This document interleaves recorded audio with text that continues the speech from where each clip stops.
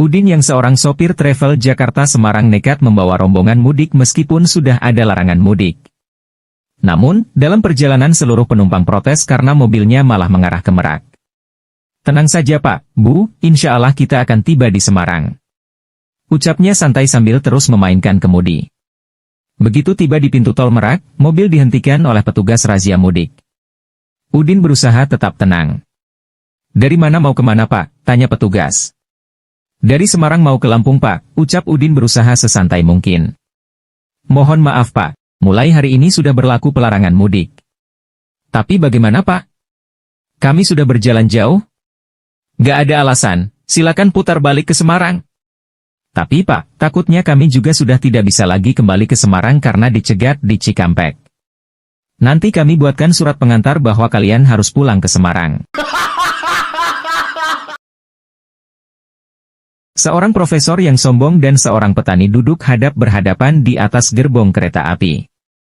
Profesor bertanya pada petani, "Aku adalah profesor lulusan Harvard. Aku akan mengajukan sebuah pertanyaan. Jika kamu tak bisa menjawab, maka kamu harus membayar 100.000 kepadaku. Kemudian kamu juga mengajukan sebuah pertanyaan. Kalau aku sampai tak bisa menjawab, maka aku akan memberi 1 juta kepadamu. Bagaimana?" Petani itu pun setuju. Profesor berkata, "Tahukah kamu jarak antara bulan dengan bumi berapa jauh?" Petani tak bisa menjawab, maka ia memberi 100.000 kepada profesor itu. Kemudian petani berkata, "Saat naik gunung kakinya 3 ekor, dan saat turun gunung kakinya 4 ekor, itu binatang apa? Silahkan jawab." Sekalipun sudah berkali-kali berusaha memutar otak untuk menemukan jawabannya, tetapi sang profesor tetap bingung dan tak berdaya, maka akhirnya ia terpaksa menyerahkan 1 juta kepada petani itu. Sesudah menerima uang itu, si petani siap-siap untuk pergi tidur.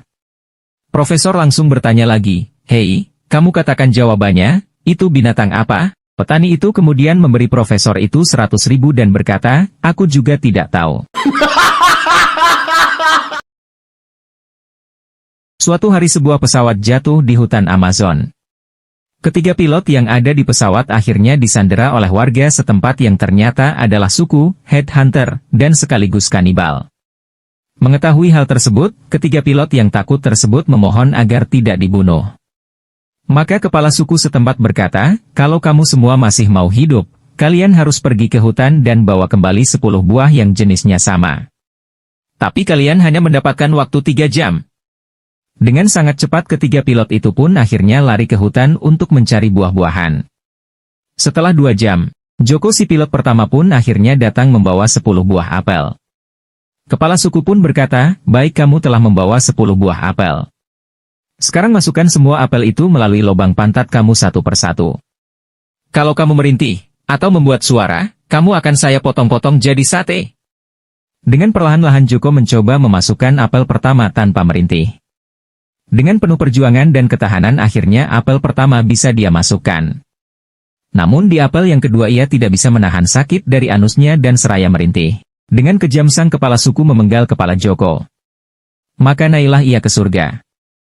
Parto si pilot kedua datang membawa 10 buah kelengkeng. Dan kepala suku memberikan instruksi yang sama kepada sang pilot. Dalam hati, "Ya kalau kelengkeng sih gampang." Dan memang betul. 1 kelengkeng masuk, 2 kelengkeng, 3 kelengkeng, tapi pada saat ia memasukkan lengkeng yang ke-10 sang kepala suku tiba-tiba memotong kepalanya. Saat Parto naik ke surga ia bertemu dengan Joko. "Wah, kamu mati juga ya?" "Iya, aku bawa apel sih." "Kan sakit?" "Ah, monyet tuh kepala suku. Syaratnya berat banget." "Terus kamu bawa buah apa?" "Bawa kelengkeng." "Ah, kelengkeng? Itu kan gampang, kecil, gak sakit lagi." Emang betul. Semua kelengkeng hampir aku masukkan semua ke dalam lubang pantat. Tapi yaitu, tiba-tiba aku tertawa dan kepalaku langsung dipenggal. "Bodoh kamu. Kok ketawa?" "Habis pas mau masukin kelengkeng nomor 10 aku lihat Udin si pilot ketiga bawa duren." Pada hari Senin, Udin merasa malas kerja, dan kebetulan bos sedang tidak ada di ruangannya. Akhirnya diam-diam dia pulang ke rumah. Sesampai di rumah, dia kaget karena pintu depan dikunci dari dalam. Maka si Udin pun masuk lewat pintu dapur. Ketika dia membuka pintu kamar, dia sangat kaget karena ternyata bosnya sedang bergumul dengan istrinya di kasur. Spontan Udin balik arah dan berlari keluar rumah sambil memaki. "Wanjrit! Hampir aja aku ketahuan bolos kerja." Sepasang suami istri yang pemain saham pergi ke peramal untuk meramal keberuntungannya. Peramal berkata, "Dari wajah Bapak, dapat dipastikan tak lama nanti Bapak bakal mendapat keuntungan yang sangat besar di pasar saham." "Betulkah itu?" Peramal berkata lebih lanjut, "Tetapi masalahnya ialah, uang itu di tangan Bapak takkan lama." Wah, luar biasa, masakan hal ini juga terlukis dengan jelas di wajahku? Sambil menggeleng-gelengkan kepala, peramal itu berkata, "Bukan, aku mengetahuinya dari pakaian dan dandanan istri Bapak yang tren dan mencolok." Soimah masuk ke sebuah ban dengan sekoper uang. Ia membujuk supaya dipertemukan dengan direktur. "Saya akan buka rekening, uang yang akan saya simpan sangat-sangat besar," katanya. Semula staf bank ragu, tapi akhirnya membawa wanita tua ini ke ruangan direktur. Sang direktur bertanya, "Berapa banyak uang yang akan disimpan?" "1 miliar, jawab Soimah sambil meletakkan koper uang di meja. Sang direktur bank penasaran, "Maaf Ibu, saya agak terkejut, dari mana Ibu dapatkan uang tunai sebanyak ini?" "Saya menang tebak-tebakan." "Well, menebak macam apa? Kok taruhannya besar sekali? Simpel saja kok, mau contoh?" "Saya yakin telur burungmu bentuknya kotak." Direktur itu tergelak. "Ini tebakan paling konyol yang pernah saya dengar." "Anda tak mungkin menang dengan tebakan seperti itu," ujarnya yakin. "Oke, mau taruhan dengan saya?" tantang Soimah. "Siapa takut?" jawab direktur. "Saya bertaruh 50 juta, karena saya tahu telur saya tidak kotak." "Oke, ini menyangkut uang gede. Bisa saya ajak pengacara ke sini besok jam 10 pagi, sebagai saksi?" tanya Soimah. "Tentu saja," ujar direktur mantap. Malam harinya, ia gelisah. Ia lalu berdiri telanjang di depan cermin. Dia raba-raba telurnya, lalu bergerak ke kiri ke kanan berulang-ulang, memastikan telurnya tidak kotak. Sampai larut malam, akhirnya dia yakin telurnya benar-benar bulat, tidak kotak. Maka ia yakin besok bakal menang taruhan. Tepat jam 10 pagi, Soimah datang dengan pengacara ternama, si Udin Palapeang. Setelah memperkenalkan pengacara asal Batak itu, ia mengulang kesepakatan kemarin, 50 juta untuk tebakan telur burungmu yang kotak, kata Soimah. Direktur pun setuju. Setelahnya, Soimah meminta direktur buka celananya supaya semua bisa melihat bentuk telurnya. Direktur pun langsung membujak celananya, Soimah pun langsung meraih telur si direktur dan meraba-rabanya. Pada detik yang sama saat Soimah meraba-raba telur direktur, pengacaranya si Udin terlihat lemas sambil membentur-benturkan kepalanya ke dinding. Direktur bank pun bertanya, "Ada apa dengan pengacara itu?" Soimah menjawab dengan santai. "Hendak apa-apa. Saya cuman bertaruh dengannya 250 juta, bahwa jam 10 pagi ini saya bisa memegang telur direktur bank di sini." Kapten dengan senang menyambut beberapa prajurit baru yang baru saja tiba di pintu gerbang barak. "Anak-anakku yang tercinta, kami menyambut kedatangan kalian dengan tangan terbuka. Mulai sekarang, kalian adalah prajurit yang sejati. Pasukan adalah rumah kalian. Anggaplah seperti berada di rumah sendiri." Udin yang seorang prajurit baru langsung duduk di lantai, sesudah itu mengeluarkan sebatang rokok, lalu mulai menghisapnya. Dengan marah kapten pun bertanya, "Hai, kamu kok duduk di lantai?" Kata Bapak anggap di rumah sendiri. "Aku justru suka menghisap rokok sambil duduk di lantai." Setelah berpikir sebentar, kapten berkata kepadanya, "Oke kalau begitu, omonganmu tak salah. Ini adalah rumahmu. Sehabis merokok nanti, segeralah pergi ke dapur barak membantu kakak-kakakmu mencuci piring." Soimah, karyawan cantik dan seksi datang ke ruangan bosnya untuk meminta naik gaji. "Pak, saya minta naik gaji dong," kata Soimah sambil mendekatkan dadanya ke muka bosnya. "Gak bisa. Kamu kerjaannya malas." "Gini deh Pak, kalau dinaikin 50.000, saya buka kancing satu Pak."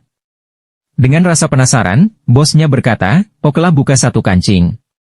Akhirnya Soimah membuka kancing pertama. Bos tambah penasaran dan keringat dingin melihat dada Soimah. "Ada berapa kancing baju kamu?" Buka semua. Ada nampak jadi nambah 300.000 ya, tuh udah lihat kan. Makasih ya Pak. Kata Soimah sambil berjalan keluar. Loh, mau kemana kamu? Kancingin dulu baju kamu sebelum keluar. Apa kata orang kalau kamu keluar dari ruangan saya kancingnya lepas gitu? Kalau mau saya kancingin, naikin gaji saya 1 juta Pak per kancing. Begitu pulang dari sekolah, Udin merangkul sang kakek sambil menangis terseduh-seduh, hari ini di sekolahan aku telah membuat kesulitan besar. Sebentar lagi ada orang akan datang ke rumah memukul diriku. Sang kakek pun bertanya, siapakah yang begitu berani datang kemari memukul cucuku? Karena bapak orang itu adalah seorang polisi. Sang kakek dengan marah berkata, aku sendiri dulu juga adalah seorang polisi. Kamu jangan takut. Lihatlah diriku bagaimana meringkusnya nanti. Kalau begitu baiklah, orang itu adalah anak kakek sendiri. Sebentar lagi ia akan pulang. Kakek jangan segan-segan meringkusnya, oke kek? Soimah sedang marah-marah di depan sang direktur yang mencari sekretaris. Bapak bagaimana sih? Katanya syaratnya berijazah kelas, kata Soimah yang bertubuh kurang menarik dan berwajah pas-pasan. Saya mahir bahasa Inggris, bahasa Cina, steno, administrasi, komputer akuntansi, malah enggak diterima. Yang diterima malah yang berijazah SMP, gimana sih Pak? Kata Soimah kesal. Soalnya gadis ini mempunyai plus yang saya inginkan, kata sang direktur sambil memeluk seorang gadis cantik berbadan montok di sampingnya. Perusahaan tempat Udin dan Joko bekerja sedang menyelenggarakan rapat besar tutup tahun pemberian penghargaan kepada semua karyawan yang berjasa. Ruang pertemuan penuh padat dengan para peserta rapat. Suasananya ramainya bukan main. Akhirnya sampailah giliran Udin yang namanya dipanggil untuk menerima penghargaan karyawan terbaik. Pemimpin acara telah beberapa kali memanggil namanya, tetapi ia tetap tak bergerak dari kursinya. Joko yang duduk di samping Udin pun mencolek tangannya sambil berkata, namamu sudah dipanggil 2-3 kali kok kamu diam saja, masak nggak kedengaran? Udin pun menjawab, bukannya aku nggak kedengaran, yang aku khawatirkan adalah orang lainlah yang nggak kedengaran. Suatu hari Udin pergi ke peramal yang sangat kondang di kota itu untuk meramalkan nasib dirinya. Tetapi sesudah selesai ia tak membayar biaya meramalnya. Peramal pun langsung marah, hai kamu meramalkan nasib masak nggak bayar. Dengan santai Udin menjawab, katanya bapak dijuluki sebagai separuh dewa bukan? Masak bapak sendiri tak mampu meramalkan bahwa kantongku sekarang tak ada uang sepeser pun? Udin membawa seorang pekerja seks ke sebuah motel. Sesuai permintaan si pekerja seks, dia membayar 300.000 sebelum permainan dimulai. Ketika Udin sudah melepaskan pakaiannya dan si perempuan akan membuka baju biru transparannya, tiba-tiba alarm tanda kebakaran berbunyi. Si pekerja seks lari dengan uang 300 masih di tangan, sementara Udin berusaha memakai kembali celana dan bajunya, kemudian mengejar perempuan yang diajaknya tadi. Asap api yang tebal akhirnya memisahkan mereka. Udin berusaha mencari, tapi tidak menemukannya dan memutuskan untuk keluar. Di pintu dia berpapasan dengan petugas pemadam kebakaran. Tadi lihat perempuan cantik pakai baju biru transparan dan tangannya menggenggam uang 300.000 enggak Pak? Tidak, jawab petugas pemadam kebakaran. Nanti kalau ketemu langsung pakai saja ya. Udah aku bayar kok. Udin dan istrinya sedang dalam perjalanan keluar kota. Karena jaraknya lumayan jauh, mereka bermaksud menginap di sebuah hotel sebelum meneruskan perjalanan keesokan paginya. Akhirnya mereka menemukan hotel yang cukup bagus, walaupun tidak berbintang. Mereka pun memutuskan untuk menginap di sana. Keesokan paginya ketika akan keluar hotel, mereka harus membayar 500.000 untuk harga hotelnya. Hah? Ini sih tarif hotel bintang 5. Gak salah, tanya Udin terkejut. Ia pun minta dipanggilkan manajer hotel dan memprotes tarif yang terlalu tinggi. Setelah mendengarkan keluhan Udin dengan penuh perhatian, si manajer berkata, hotel ini dilengkapi dengan kolam renang standar internasional, ruang konferensi dan berbagai hiburan taraf internasional Pak. Jadi wajar kalau harganya mahal. Ya tapi kan kami sama sekali tidak memanfaatkan fasilitas yang Bapak sebut tadi, kata Udin bersikeras. Ya salah Bapak sendiri. Fasilitas itu disediakan untuk dimanfaatkan, kata si manajer santai seolah mengejek Udin. Setelah termenung sejenak, Udin pun membuka dompetnya, mengeluarkan uang 200.000 dan mengulurkannya kepada si manajer. Kok hanya 200.000? Tanya manajer. Karena Bapak harus membayar 300.000 untuk tidur dengan istri saya. Tapi saya tidak tidur dengan istri Bapak. Salah sendiri. Sudah tersedia semalaman, kenapa tidak dimanfaatkan?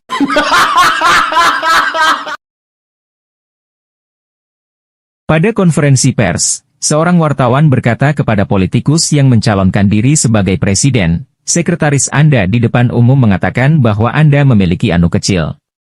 Tolong berikan komentar. Politikus itu menjawab dengan santai, oh, sebenarnya bukan anuku yang kecil tapi dianya aja yang memiliki mulut besar. Pada suatu siang hari yang panas, ada 3 orang anak SD sedang berjalan kaki pulang menuju rumahnya, dalam perjalanan mereka pun bercerita membanggakan ayahnya. Yono berkata, kamu tahu gak ayahku kerjanya super cepat? Emangnya ayahmu kerja apaan, Yon? Ayahku seorang pemanah, ketika dia melepaskan panah dari busurnya, terus dia berlari ke tempat sasarannya. Panah itu baru tiba 5 detik setelah ayahku sampai di sana. Wih, hebat juga ayahmu, kata Joko. Tapi masih kalah sama ayahku. Ayahku 5 menit lebih cepat. Emangnya ayahmu kerja apaan? Ayahku pemburu. Waktu ayahku menembakkan senapannya, terus ayahku lari ke arah tembakannya.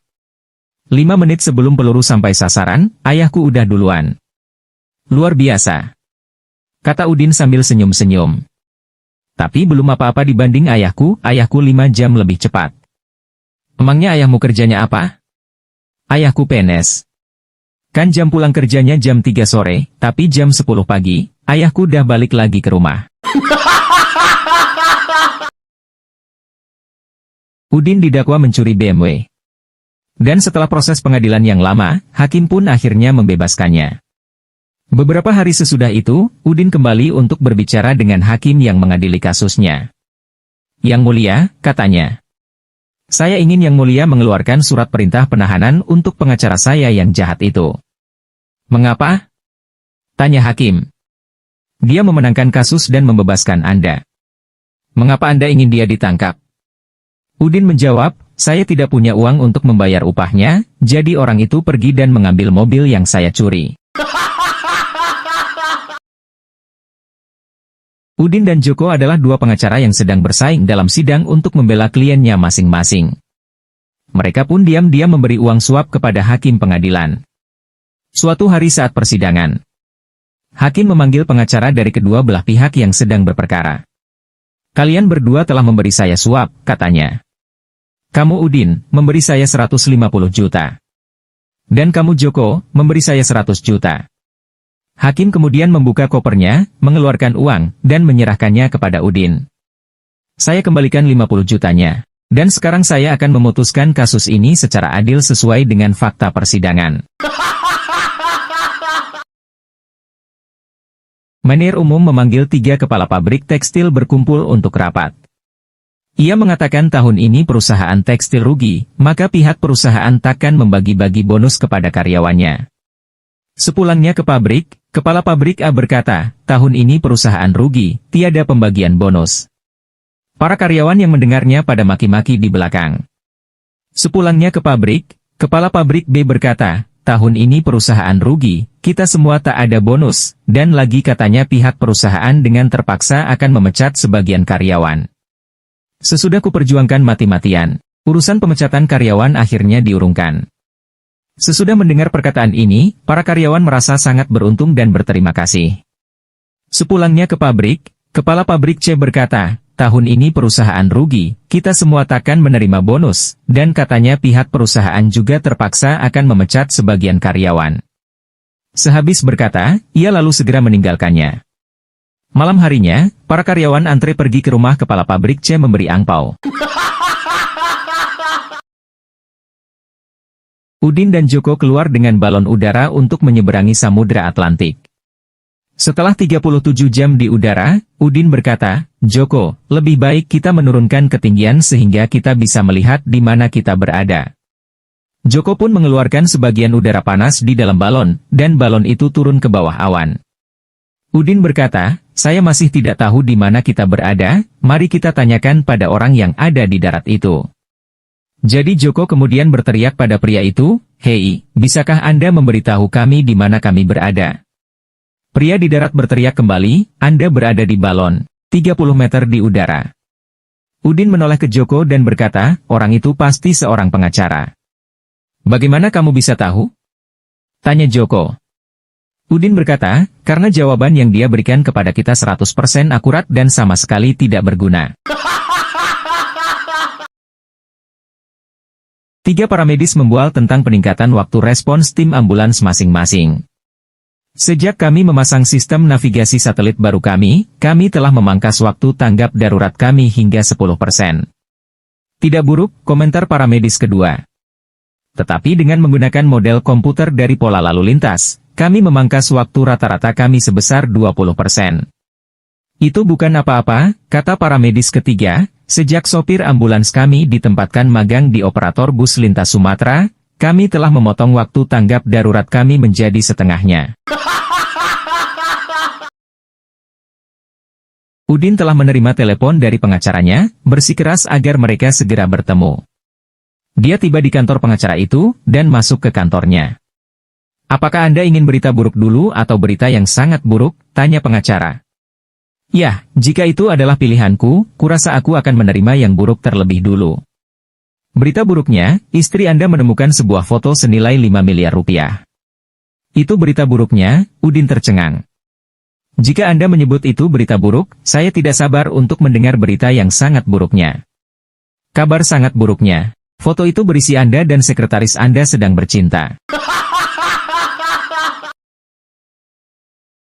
4 orang ibu-ibu sosialita sedang minum kopi di sebuah kafe. Ibu pertama memberitahu teman-temannya, anak saya seorang politisi di daerah, dan sekarang menjadi bupati. Ketika ia masuk ke ruangan, semua orang memanggilnya, Bapak Bupati. Ibu kedua kemudian menimpali, anak saya adalah seorang gubernur. Ketika dia pergi kemana-mana orang memanggilnya, Bapak Gubernur. Giliran ibu yang ketiga mengatakan, anak saya adalah presiden. Ketika ia memasuki ruang orang hormat dan berkata, Bapak Presiden. Ketiga ibu itu kemudian menoleh kepada ibu yang keempat. Ibu yang keempat berbicara dengan tenang, anak saya ini dia tidak mau masuk ke dunia politik. Tetapi dengan parasnya yang tampan, dia berlatih secara rutin di gym, sehingga tubuhnya kekar. Setiap dia pergi kemana saja, ibu-ibu yang melihatnya berkata, ya Tuhanku. Salah satu alasan TNI dan kepolisian sulit untuk melakukan operasi bersama-sama adalah bahwa mereka tidak berbicara bahasa yang sama. Misalnya, jika ada perintah untuk mengamankan bangunan, maka kepolisian akan menempatkan penjagaan di sekitar bangunan sehingga tidak ada yang bisa masuk. Angkatan Laut akan mematikan lampu bangunan dan mengunci pintu. Angkatan Darat akan menyerang bangunan, menangkap orang-orang di dalamnya, dan mempertahankannya dengan persenjataan lengkap. Angkatan Udara akan menyewa bangunan itu selama 3 tahun dan mengganggarkan pembeliannya pada tahun keempat. 2 orang bandar judi sedang menanti pelanggannya untuk bertaruh di meja judinya. Tidak berapa lama kemudian datanglah seorang perempuan yang sangat menarik. Ia mampir sebentar ke meja judi itu dan memasang 5 juta, semua uangnya untuk 1 kali lemparan dadu. Bandar itu tentu saja setuju. Kemudian perempuan itu berkata, saya harap Anda tidak keberatan jika saya melakukannya dengan setengah telanjang. Karena ini akan membuat saya beruntung. Kedua bandar itu mengangguk. Perempuan itu membuka baju dan BH-nya, telanjang dari atas sampai pinggang. Kemudian ia meniup dadu dalam tangannya dan melemparkan. Ya, saya menang. Saya menang, teriaknya kegirangan sambil berloncatan dan memeluk kedua bandar itu.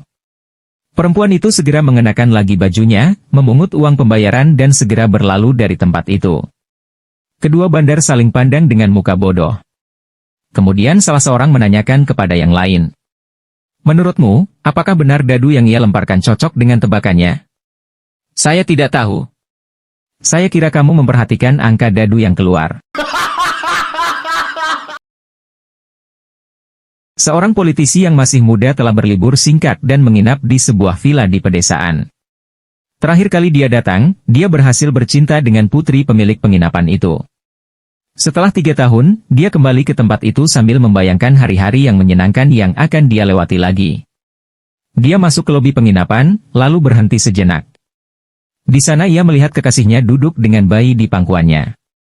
"Soimah, mengapa kamu tidak memberitahuku saat kamu hamil? Aku pasti akan bergegas ke sini, dan kita bisa saja menikah. Dan bayinya akan memiliki nama keluargaku," kata politisi tersebut. "Begini Mas," kata perempuan itu, "ketika kerabat di sini tahu tentang kondisiku, kami duduk sepanjang malam dan bicara.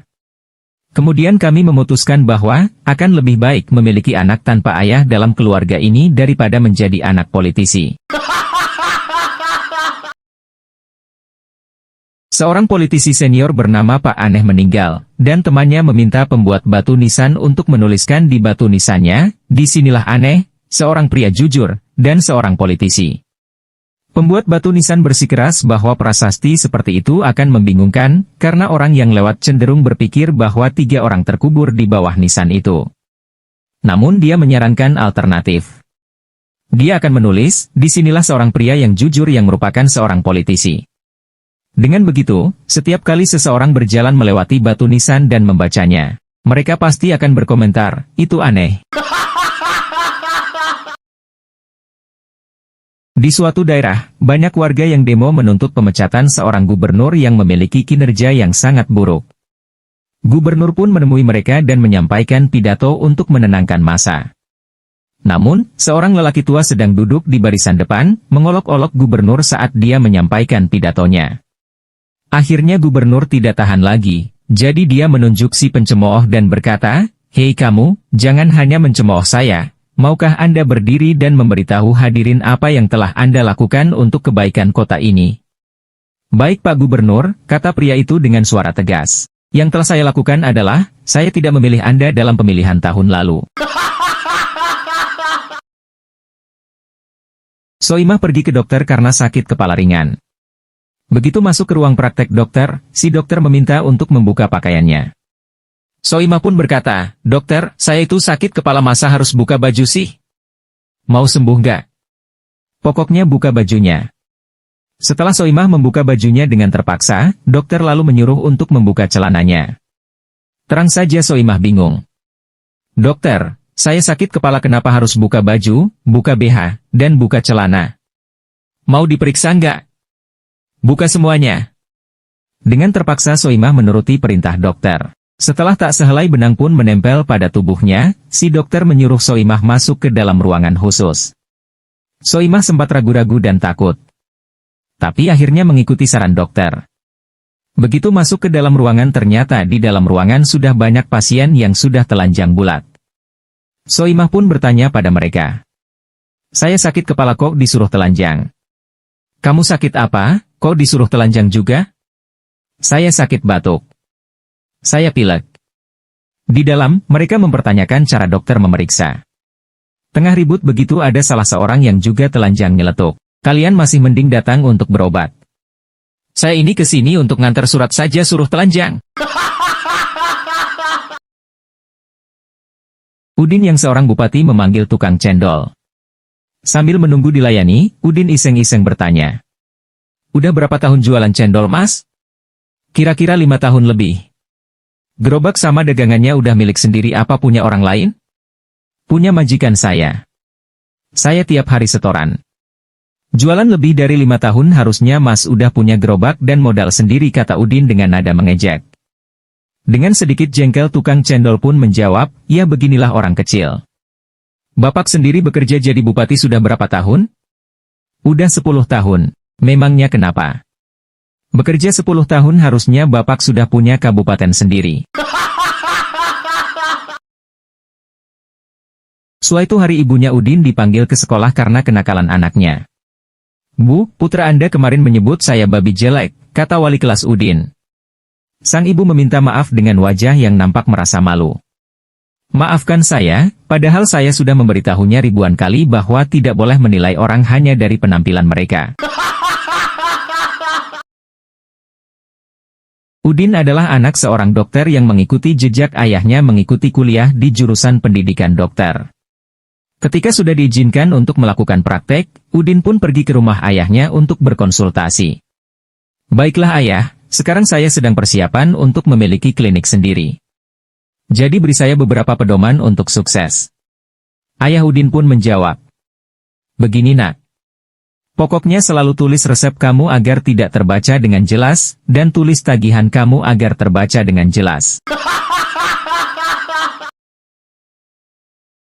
Di negara Konoha, ada pemerintah yang sedang berkuasa memiliki kinerja yang benar-benar buruk dan sangat mungkin akan kalah dalam pemilihan umum selanjutnya. Jadi mereka mengumpulkan kabinet untuk menghadapi situasi tersebut. Teman-teman, pemerintahan kita tidak berjalan dengan baik, kita akan kehilangan kekuatan, kita akan kehilangan segalanya. Kita perlu melakukan sesuatu, kata Presiden. Seorang menteri kemudian muncul gagasan dan berkata, kita akan mendekorasi ulang ruangan ini. Kami akan mengganti meja, kursi, sofa, lantai, gorden. Semuanya akan diubah sehingga ide cemerlang pasti akan muncul kalau suasana ruangan berubah. Yang lain juga setuju dan mulai membuat rencana. Beberapa saat kemudian, pelayan masuk ke dalam membawa minuman dan snack, dan dia melihat para kabinet sangat murung. Pelayan pun berkata, apa yang terjadi? Pemerintahan kami tidak berjalan dengan baik, dan kami akan mengubah dekorasi ruangan, jawab mereka. Pelayan itu mengangkat bahu ragu-ragu. Kenapa kamu bereaksi seperti itu? Tanya Perdana Menteri. Apa yang bisa saya katakan pada kalian? Jawabnya. Sebelum saya datang bekerja di sini, saya dulu bekerja di tempat karaoke plus. Dan ketika bisnis tidak berjalan lancar, kami tidak mengganti furnitur, tetapi para pemandu lagunya. Udin kecil pulang dari sekolah dengan sedikit bingung. Ibunya adalah keturunan pebisnis dan ayahnya adalah keturunan politisi. Jadi Udin berkata, Mama, apakah saya lebih mirip pebisnis atau politisi? Apa itu benar-benar penting bagimu? Kamu hanya perlu bertanya kepada ayahmu, ibunya memberitahunya. Jadi saat ayah Udin pulang kerja, Udin menanyakan pertanyaan yang sama, Ayah, apakah saya lebih mirip pebisnis atau politisi? Pertanyaan macam apa itu? Apakah itu penting? Mengapa kamu ingin tahu apakah kamu lebih mirip pebisnis atau politisi? Tanya ayahnya. Ayah, jadi seperti ini. Tadi saya bertemu Joko di jalan, dan dia ingin menjual sepedanya seharga 600.000. Saya tidak tahu apakah saya harus menawarnya sampai 300.000, atau menunggu sampai gelap dan menyuruh orang untuk mencuri sepeda Joko.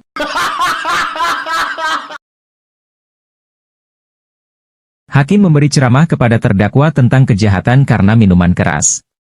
Tetapi mengingat fakta bahwa ini adalah pertama kalinya pria itu mabuk, kasus tersebut diselesaikan dengan pembayaran biaya denda 1 juta. Sekarang jangan sampai saya melihat wajah Anda lagi, kata hakim tegas saat terdakwa berbalik untuk pergi.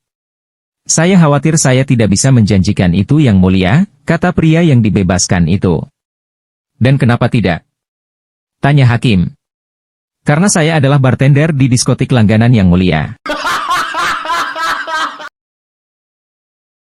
NASA sedang mewawancarai para profesional untuk dikirim ke Mars. Hanya satu yang bisa pergi dan tidak bisa kembali ke bumi. Pelamar pertama, seorang insinyur, ditanyai berapa banyak dia ingin dibayar untuk pergi. 1 juta dolar, jawabnya, karena saya ingin menyumbangkannya ke panti asuhan. Pelamar berikutnya, seorang dokter, ditanyai pertanyaan yang sama. Dia meminta 2 juta dolar. Saya ingin memberikan 1 juta untuk keluarga saya, dan meninggalkan 1 juta lainnya untuk kemajuan penelitian medis. Pemohon terakhir adalah seorang pengacara. Ketika ditanya berapa banyak uang yang dia inginkan, dia berbisik di telinga pewawancara, 3 juta dolar. Mengapa lebih dari yang lain? Tanya pewawancara. Pengacara itu menjawab, jika Anda memberi saya 3 juta, saya akan memberi Anda 1 juta. Saya akan menyimpan 1 juta, dan kita akan mengirim si insinyur ke Mars. Setelah ditangkap karena korupsi, seorang pejabat menyewa pengacara terbaik. Dengar, pejabat itu berkata, aku punya hampir 100 miliar rupiah tunai dalam berangkas bank saya. Anda bisa membebaskan saya. Pengacara mengatakan, percayalah sobat, Anda tidak akan pernah masuk penjara dengan uang sebanyak itu. Dan benar saja, dia tidak masuk penjara dengan uang sebanyak itu. Ia masuk ke penjara dalam keadaan bangkrut. Di sebuah kota ada seorang pejabat yang suka sekali jogging setiap pagi. Dan setiap lewat sebuah jalan dia selalu bertemu dengan seorang cewek penjajah seks yang berdiri di sana. Setiap kali pejabat tersebut lewat, tiap kali pula si cewek berteriak kepadanya, 500.000 mau. Dan pejabat tersebut selalu menjawab dengan bercanda pula, "Gak ah, 5.000 perak baru mau." Hal tersebut sudah menjadi kebiasaan mereka setiap kali berpapasan. 500.000. Gak, 5.000. Suatu hari istri si pejabat ngotot mau pengen ikut jogging juga. Walaupun sang pejabat berusaha dengan segala cara mencegahnya, tetap saja sang istri ngotot ikut. Sang pejabat mengalah sambil hatinya was-was bakal ada perang dengan istrinya kalau si PSK itu berteriak kepadanya. Dia tahu sang istri tidak akan percaya bahwa itu cuma candaan saja. Benar saja, ketika suami istri itu jogging berdampingan mendekati jalan itu sang PSK sudah berdiri di sana. Si pejabat mencoba menghindari tatapan mata si PSK dan terus berlari melewatinya. Sang pejabat sudah merasa senang tidak ada insiden ketika dari belakang dia mendengar sang PSK berteriak, "Lihat sendiri kan apa yang kamu dapat dengan 5.000 perak." Soimah mengeluh kepada teman-temannya tentang dedikasi ekstrim suaminya pada pekerjaan barunya. Soalnya, suami Soimah sudah cukup lama menganggur. Dia memberitahu teman-temannya, "Saya menghargai kenyataan bahwa akhirnya dia menemukan pekerjaan baru. Tetapi saya tidak suka dia membawa pulang pekerjaannya dan menyelesaikannya di rumah." "Kenapa emangnya? Apa pekerjaan barunya?" "Dia pembalsem jenazah." Setelah dilantik, seorang wali kota melakukan inspeksi mendadak ke sebuah rumah sakit jiwa di kotanya. Kunjungan wali kota yang sangat mendadak ini membuat para pengurus rumah sakit jiwa kebingungan dan mencoba membuat acara seadanya untuk menyambut wali kota. Seluruh dokter dan staf di RSJ berdiri, dan di situ juga beberapa pasien yang menurut pemeriksaan terakhir sudah hampir waras. Pak Wali Kota kemudian menyalami seluruh staf, dan ketika sampai di barisan pasien, Wali Kota menyalami salah satu pasien sambil berkata, "Saya Wali Kota." Pasien itu kemudian tersenyum dan berkata, "Oh bagus. Tidak apa-apa kok." Pak Wali Kota yang kebingungan dengan jawaban itu kemudian berkata, "Apa maksud Anda dengan tidak apa-apa?" Pasien itu kemudian menepuk bahu wali kota dan berkata dengan tenang, "Waktu saya baru masuk, saya juga ngaku presiden.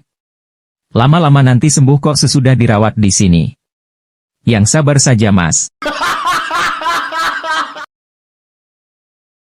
Soimah mengalami hari yang berat dan setelah kembali ke rumah dia mulai mengeluh. Dia berkata kepada suaminya, "Tidak ada yang mencintaiku. Tidak ada yang peduli padaku, seluruh dunia membenci aku." Suaminya sambil menonton TV berkata dengan santai, "Itu tidak benar sayang. Kamu tidak begitu seterkenal itu sehingga seluruh dunia membencimu. Banyak orang bahkan tidak mengenalmu." Ada dua orang, seorang anggota Densus dan tersangka kejahatan sedang dalam perjalanan keluar hutan menuju ke markas besar untuk interogasi. Tiba-tiba saja mereka menyandung sebuah lentera dan sesosok jin muncul keluar dari lentera itu. "Aku akan memberikan kalian masing-masing satu permintaan," kata jin. Tersangka mengatakan, "Saya ingin dinding di sekitar hutan tempat persembunyian kami, sehingga tidak ada orang-orang, termasuk polisi bisa datang masuk dan mengganggu orang-orang kami." Dengan sekejap mata jin, pof, ada dinding besar di sekitar hutan itu. Anggota Densus bertanya, "Saya sangat penasaran, tolong beritahu saya tentang dinding ini." Jin menjelaskan, "Yah, tembok itu tingginya sekitar 300 meter, tebal 40 meter dan benar-benar mengelilingi tempat persembunyian mereka. Tidak ada yang bisa masuk atau keluar." Si anggota Densus kemudian mengatakan, "Kalau begitu, tolong isi dengan air." Sebuah perusahaan underwear asal Amerika mengadakan survei terhadap masing-masing 100 responden wanita di setiap negara di dunia mengenai warna CD terfavorit mereka. Ternyata hasilnya sedikit mengejutkan. 90% responden menjawab bahwa mereka menyukai CD warna hitam tanpa memikirkan bahan dan modelnya. Alasan mereka memilih CD warna hitam ternyata selain meningkatkan rasa percaya diri mereka yang mana membuat setiap responden pemilih merasa lebih seksi dan menggerahkan, juga ternyata merupakan suatu tanda berkabung internasional. Tanda berkabung karena setiap burung yang masuk selalu keluar dalam keadaan mati layu. Udin pulang ke rumah setelah bermain golf hari Sabtu. Baru pulang Pak, main golf sama siapa tadi? Sendiri aja sayang. Lo tumben sendirian, kenapa gak ngajakin Pak Joko tetangga kita aja Pak? Udin pun berkata, apakah kamu ingin bermain dengan pria yang sering curang, menipu, berani bersumpah atas apapun, berbohong tentang nilai permainannya, dan selalu mengatakan hal yang tidak baik tentang orang lain di lapangan? Tentu saja tidak, jawab sang istri. Nah begitu pula dengan Joko, dia juga gak suka itu. Makanya aku jadi main sendiri. Soimah pergi ke Inggris untuk menghadiri sesi pelatihan perusahaan selama 2 minggu. Suaminya mengantarnya ke bandara dan berharap perjalanannya menyenangkan. Soimah menjawab, terima kasih sayang, apa yang ingin aku bawakan untukmu? Suaminya tertawa dan berkata, seorang gadis Inggris. Soimah pun diam dan pergi. 2 minggu kemudian suaminya menjemputnya di bandara dan bertanya, jadi sayang, bagaimana perjalanannya? Bagus sekali, terima kasih, jawab Soimah. Dan apa yang terjadi dengan hadiahku? Hadiah yang mana? Gadis Inggris itu, kata suaminya sambil bercanda. Oh itu. Ya, aku sudah melakukan apa yang aku bisa. Sekarang kita harus menunggu beberapa bulan untuk melihat apakah itu perempuan atau laki. Sebuah perusahaan sedang melakukan proses interview untuk penerimaan calon pegawai baru. Selamat, Anda lolos untuk melanjutkan ke tahap berikutnya. Sekarang Anda akan mengikuti tes yang terakhir yaitu interview. Kami akan memberikan sebuah pertanyaan. Silahkan Anda pilih salah satu dari 2 jenis pertanyaan. Apakah Anda memilih menjawab 10 pertanyaan mudah atau 1 pertanyaan sulit yang harus dijawab dengan logis? Calon pegawai mulai memikirkan pilihannya. Setelah selesai berpikir, sang calon pegawai menjawab, saya memilih 1 pertanyaan sulit. Baiklah kalau begitu, silahkan berikan jawaban dari pertanyaan lebih dulu mana antara telur dan ayam? Tanya si pewawancara. Telur, jawab calon pegawai dengan yakin. Si pewawancara berkata, kenapa Anda berpikir kalau lebih dulu telur daripada ayam? Calon pegawai pun menjawab, maaf Pak, tapi tadi Bapak bilang kalau hanya akan memberikan 1 pertanyaan saja. Udin adalah seorang pensiunan angkatan laut yang bekerja di sebuah perusahaan kayu. Dia bekerja dengan telaten dan disukai oleh bos serta teman-temannya. Meskipun begitu, dia selalu datang terlambat 3-5 menit setiap hari. Karena itu akhirnya si bos memanggil Udin ke ruangannya. Selamat pagi Pak. Apakah ada masalah dengan pekerjaan saya? Tanya Udin. Tidak Pak. Saya senang dengan hasil pekerjaan Bapak. Hanya ada satu hal yang ingin saya tanyakan kenapa setiap hari datang terlambat, tanya si bos. Saya memang masih berusaha untuk menghilangkan kebiasaan buruk itu Pak, jawab Udin. Oh, bagus kalau begitu. Saya cuma heran, Bapak kan pensiunan angkatan laut, tapi kenapa sering terlambat? Memangnya Bapak tidak ditegur bila datang terlambat, tanya si bos penasaran. Tidak Pak, setiap saya datang, mereka hanya bilang selamat pagi Jenderal, begitu Pak. Udin yang baru beberapa bulan bekerja di sebuah perusahaan, dipanggil ke ruangan direktur. Direktur berkata, kamu tahu kenapa dipanggil di sini? Udin pun menjawab, tahu Pak, untuk promosi kerja saya bukan. Direktur berkata lagi, kamu belum setahun di sini. Masuk sini kamu jadi tukang antar surat, seminggu kemudian jadi sales, sebulan kemudian kamu saya angkat jadi sales manager, dan setelah 3 bulan kamu saya angkat jadi wakil direktur. Bulan ini saya pensiun kamu gantikan saya ya. Makasih Pak, kata Udin. Kamu cuma bilang seperti itu, tanya direktur. Loh, Papa kan sudah janji kemarin iya Han, kata Udin.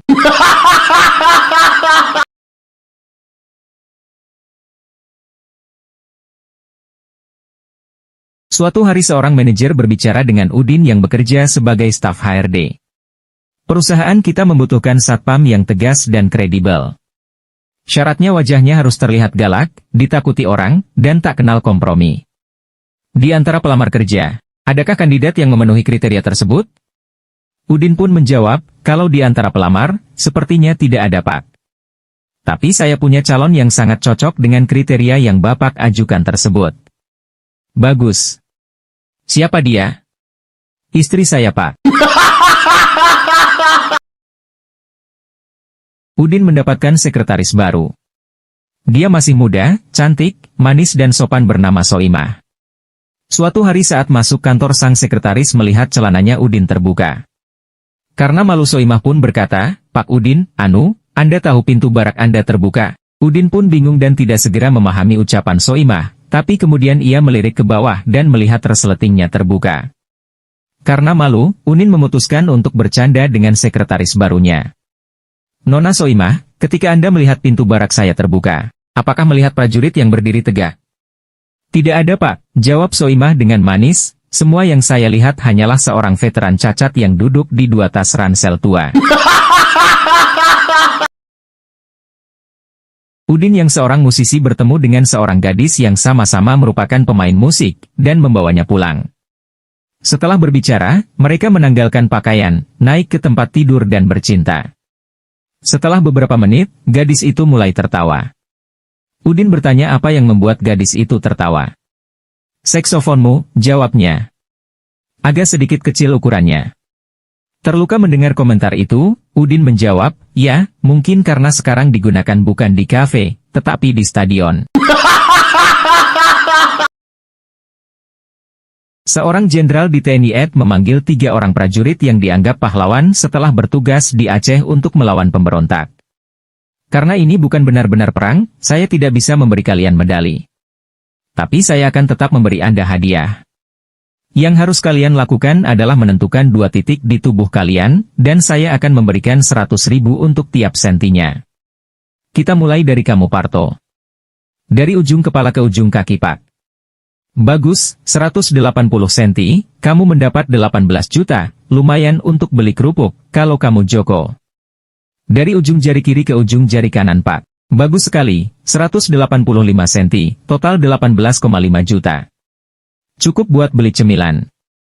Sekarang kamu Udin. Dari siku ke jari kelingking Pak. Aneh, tapi baiklah. Pada saat sang jenderal mulai mengukur, mana jari kelingkingmu Udin? Di Aceh Pak. Udin adalah seorang anggota polisi. Malam itu dia ke bagian piket. Seorang anak tiba-tiba menghubunginya. "Halo Pak Polisi? Saya mau minta tolong, ayah saya sedang dikeroyok oleh 4 orang preman," kata anak itu. Udin pun bertanya, "Sudah berapa lama Dik?" Anak itu menjawab, "Sejak 30 menit yang lalu, Pak." Mendengar itu Udin pun bertanya lagi, "Loh? Kenapa baru telepon sekarang?" "Soalnya sampai 25 menit yang lalu ayah saya masih unggul Pak." Profesor Udin berhasil menciptakan robot yang akan menampar apabila seseorang berbohong. Sang profesor pun mencobanya di rumah. "Kamu dari mana?" tanya Udin pada anaknya. "Ada pelajaran tambahan Pak." Plak. Sang robot menampar si anak. "Nak, ini adalah robot ciptaan ayah, sekarang katakan dengan jujur, kenapa pulangnya telat?" "Maaf ayah, saya menonton film porno di rumah teman." Mendengar itu marahlah si Udin. "Kamu itu kecil-kecil udah nakal, mau jadi apa kamu nanti besar? Papa waktu seumuran kamu gak pernah melakukan hal senakal kamu." Plak. Si Udin pun ditampar sang robot. Suasana hening untuk beberapa saat. Istri Udin langsung berkata, "Sama aja kelakuannya, apel gak akan jatuh jauh dari pohonnya kan? Gimana pun juga dia anakmu, jadi." Plak. Sang robot menampar istri Udin sebelum sang istri sempat menyelesaikan kata-katanya. Seorang pejabat dari pusat saat datang dan berkunjung ke daerah disuguhi hiburan musik. Artis pertama muncul, dengan paras cantik tapi suaranya pas-pasan. Setelah selesai, 50% hadirin tepuk tangan. Artis kedua naik panggung, wajahnya jelek, tapi suaranya bagus. Setelah selesai lagu, 65% hadirin tepuk tangan. Artis ketiga pun muncul, suaranya jelek banget, wajah pun gak cantik dan badannya gemuk. Setelah selesai, 100 hadirin tepuk tangan. Pejabat pusat ini bingung, lalu bertanya pada Pak Bupati. "Aneh ya di sini, artis ini suaranya jelek, wajah artis nggak cantik. Mana badannya gembrot, tapi hadirin tepuk tangan semua." Bupati dengan malu-malu menjawab, "Anu Pak, sebenarnya dia istri saya."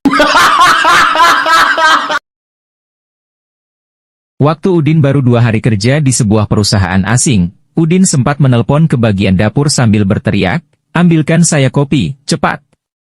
Ternyata jawaban dari balik telepon tidak kalah keras dan marahnya. "Hei bodoh, kamu salah pencet extension? Kamu tahu dengan siapa kamu bicara?" gertak dari ujung telepon. "Tidak," jawab Udin. "Saya direktur utama di sini, dasar idiot. Saya pecat kamu nanti," ancamnya. "Gak kalah gertak dan kalah teriak," Udin balas menyahut, "dan Bapak tahu siapa saya?" "Tidak," jawab direktur. "Syukurlah kalau gitu," sahut Udin sambil menutup telepon. Seorang pendeta mendatangi barbershop. Setelah memotong rambutnya dia bertanya, "Berapa yang harus saya bayar?" Tukang cukur menjawab, "Oh tidak perlu Pak, saya senang melayani orang yang telah bersedia melayani Tuhan."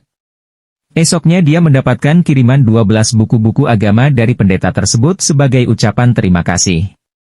Keesokan harinya seorang polisi mendatangi barbershop. Setelah memotong rambutnya dia bertanya, "Berapa yang harus saya bayar?" Tukang cukur menjawab, "Oh tidak perlu Pak, saya senang melayani orang yang telah bersedia melayani masyarakat." Esoknya dia mendapatkan kiriman 12 kue donat dari polisi tersebut sebagai ucapan terima kasih. Keesokan harinya seorang anggota DPR mendatangi barbershop. Setelah memotong rambutnya dia bertanya, "Berapa yang harus saya bayar?" Tukang cukur menjawab, "Oh tidak perlu Pak, saya senang melayani orang yang telah bersedia melayani negara ini." Esoknya dia melihat 12 anggota DPR lain antri di depan barbershopnya.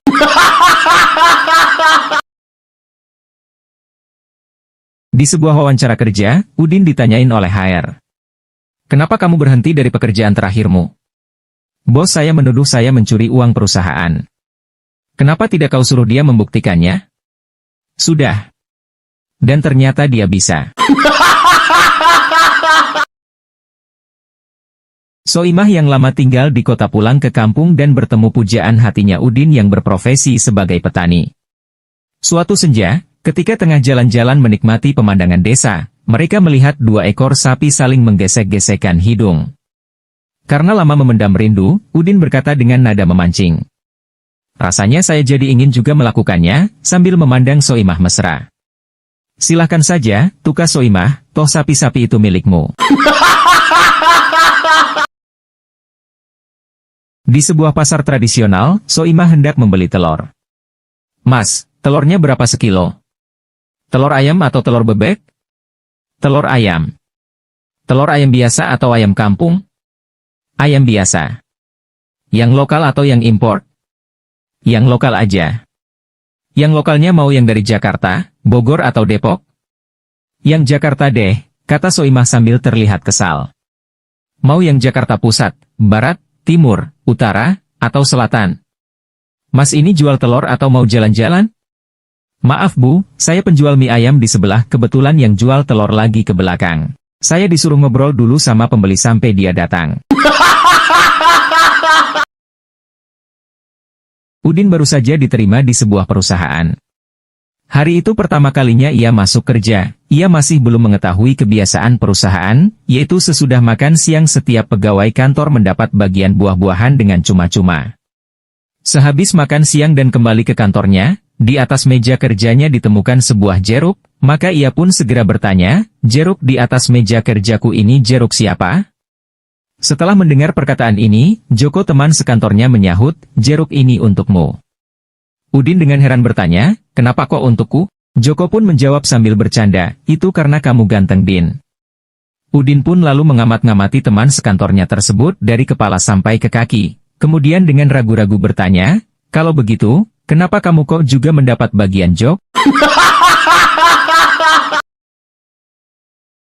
Dalam perjalanan keluar kota, Udin terpaksa harus menginap di sebuah hotel kecil.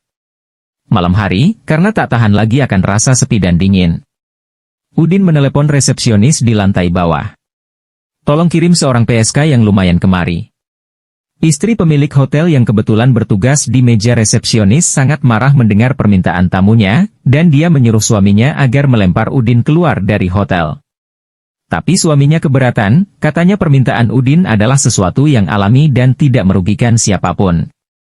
Lagi pula, dia tak ingin kehilangan seorang pelanggan. "Baik, kalau kau tak mau, biar aku yang melemparnya," kata si istri sambil berlari ke atas. Selama kurang lebih 20 menit, terdengar suara hingar-bingar di atas. Tak lama setelah itu tampaklah Udin terengah-engah menjumpai si pemilik hotel seraya berkata, "PSK di kota ini cukup lumayan ya. Tapi sayang dia agak bandel, sehingga saya terpaksa memperkosanya." Seorang sopir truk yang telah berada di jalan selama 2 minggu, berhenti di sebuah tempat kafe dangdut. Dia berjalan lurus ke Mami, menaruh uang 1 juta dan berkata, "Saya ingin wanita Anda yang jelek dan seporsi nasi goreng." Madam terperangah. "Tapi Pak, untuk jumlah uang yang Anda berikan bisa mendapatkan salah satu wanita tercantik saya dan 3 porsi hidangan lezat." Sopir truk menjawab, "Dengar sayang, aku tidak sedang terangsang, aku hanya rindu rumah." Ada seorang biarawati naik taksi, langsung duduk di tempat sebelahnya sopir.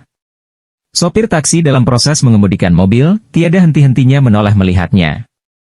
Biarawati merasa sangat heran, menanya si sopir mengapa kok selalu mengamat-amati dirinya. Sopir dengan canggung menjawab, "Aku ingin menanya sebuah pertanyaan, tetapi aku takut menyinggung perasaanmu." Biarawati dengan tersenyum berkata, "Anakku, aku percaya pertanyaanmu tentu tak sampai menyinggung perasaanku. Bila kamu telah mencapai usiaku ini, dan kamu menjadi biarawati seperti diriku, pengalaman hidupmu telah sangat kaya, maka dalam menangani pekerjaan sudah tentu juga selalu tenang. Pendeknya, kamu mengetahui segala-galanya dengan jelas, tak peduli orang berkata apa, kamu takkan tersinggung." Sopir dengan pelintat-pelintur berkata, "Di dalam hatiku selalu terpendam suatu keinginan yang sampai sekarang masih belum juga terwujud, yaitu aku ingin sekali bisa mendapat ciuman dari seorang biarawati." Setelah berpikir sejenak, biarawati menjawab, "Padahal untuk bisa mendapat ciuman dari biarawati juga tidak sulit. Asal kamu bisa memenuhi 2 buah syarat di bawah ini sudah boleh. Syarat yang pertama, kamu harus seorang bujangan, dan syarat yang kedua, kamu harus seorang penganut agama Katolik Roma seperti diriku." Sopir taksi itu girangnya bukan main, ia dengan tak sabar segera membuat pernyataan, "Aduh, aku bukan hanya seorang bujangan murni, juga seorang penganut agama Katolik yang taat, kebetulan sekali sesuai dengan kedua syarat yang kamu ajukan tersebut." "Kalau begitu baiklah. Sekalipun syaratmu telah sesuai dengan kedua syarat yang kukatakan itu, maka omonganku tadi tentu saja berlaku. Sekarang aku menyetujui harapanmu terlaksana," kata si biarawati dengan seenaknya. "Nah, setirlah mobilmu ini ke dalam sebuah lorong kecil yang sepi terasing." Maka itu, si sopir taksi segera membelokkan mobilnya masuk ke sebuah lorong kecil yang sepi terasing, lalu berhenti di situ. Sang biarawati dengan cekatan mendekatkan parasnya dan memberi sebuah ciuman panjang kepada sopir taksi itu. Setelah merasa puas, si sopir taksi menyetir mobilnya kembali ke jalan raya. Tiba-tiba sang sopir menangis menggeru-geru. Biarawati kaget dan buru-buru menanyanya, "Oh, anakku, ada apa? Kenapa kamu menangis?" "Ampunilah diriku, aku adalah orang yang berdosa, aku telah berbohong di hadapanmu," katanya dengan sedih. "Padahal aku sudah kawin, dan aku juga bukan seorang penganut agama Katolik." "Oh, tak apalah," kata biarawati, "padahal aku juga bukan seorang biarawati yang sejati. Namaku Joko, aku baru saja mencukur kumisku dan mengenakan baju ini, aku sedang siap-siap mengikuti pesta kostum." Udin ditugaskan ke luar negeri ke sebuah pos terpencil di padang gurun. Ketika dia sedang melakukan inspeksi, ia melihat seekor unta betina yang sudah lusuh dan sangat tua diikat di belakang barak prajurit. Dia bertanya kepada sersan, "Unta itu untuk apa?" Sersan itu menjawab, "Siap Kapten. Kita itu kan jauh dari mana saja, dan kita para pria memiliki dorongan seksual alami, sehingga ketika mereka ingin melakukan, kita memiliki unta itu." Udin berkata, "Nah kalau itu baik untuk semangat prajurit, maka saya kira tidak apa-apa dengan saya." Setelah ia berada di markas selama sekitar 6 bulan, Udin tidak tahan lagi sehingga ia mengatakan kepada sersannya, "Bawa untanya ke sini." Sersan membawa unta itu ke barak sang kapten. Udin berdiri di atas kursi dan terus melakukan dengan unta. Setelah puas, dia turun dari bangku, dan sambil mengancingkan celananya ia bertanya sersan itu, "Apakah itu cara bagaimana para prajurit melakukannya?" Sersan itu menjawab, "Siap Kapten." Mereka biasanya menggunakannya dengan cara menaiki unta itu turun ke kota. Di sana ada rumah hiburan. Pada pertemuan para dokter, Udin dan Soimah mulai melirik satu sama lain. Udin mengajak Soimah untuk makan malam dan dia menerima. Ketika mereka duduk di restoran, Soimah meminta izin untuk pergi dan mencuci tangan. Setelah makan malam, karena satu hal, mereka berakhir di kamar tidur hotel. Ketika suasana sedang panas-panasnya, Soimah menginterupsi dan mengatakan dia harus pergi dan mencuci tangan. Begitu dia datang kembali, mereka melanjutkannya kembali. Setelah selesai berhubungan intim, Soimah bangun dan mengatakan dia akan mencuci tangan. Ketika dia datang kembali ke tempat tidur, Udin berkata, "Saya yakin kamu ahli bedah." Dia menegaskan, dan Soimah bertanya bagaimana dia tahu. "Mudah," katanya, "kamu selalu mencuci tanganmu." "Itu sangat pintar," kata Soimah, "aku yakin kau ahli anestesi." "Wow, bagaimana kau bisa tahu?" tanya Udin. "Tadi saya tidak merasakan apapun." Soimah, seorang penulis saat berlibur di laut, telah menulis catatan harian sebagai berikut. Hari pertama, aku telah menjumpai kapten kapal. Hari kedua, kapten kapal mengundangku makan malam bersama dengan dirinya di satu meja, aku merasa sangat bangga. Hari ketiga, kapten kapal mengajakku berkeliling meninjau kemana-mana, bahkan masih membawa diriku bermain-main ke kabin nahoda. Hari keempat, kapten kapal membawaku melihat-lihat kamarnya dan mengajukan permintaan yang keterlaluan kepadaku, ia minta aku bercinta dengannya. Kelakuan ini sama sekali tak sesuai dengan identitasnya sebagai kapten kapal yang disandangnya. Hari kelima, ia tetap ngotot bertahan pada pendiriannya, sambil mengatakan jika aku tidak menyetujuinya, ia akan menenggelamkan kapal ini. Hari keenam, pagi yang indah. Aku telah berhasil menyelamatkan nyawa 700 orang.